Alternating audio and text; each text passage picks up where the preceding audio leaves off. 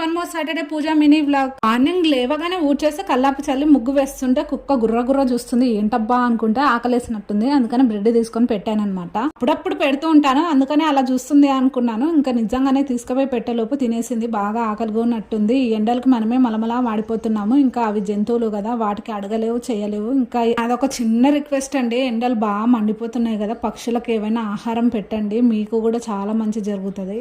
అక్కడ కుక్కకి ఇంకా పెట్టేసి ఇంకా కాకులకు ఏమైనా పక్షులు తింటాయని ఇక్కడ కూడా బ్రెడ్ అయితే పెట్టేశాను. ఇంకా వచ్చి పూజ గదిలో పూజ అయితే చేసుకున్నాను. ఒగ్గని చేసిన, మా ఇంట్లో ఒగ్గని చేస్తే చాలా ఇష్టంగా తింటారు.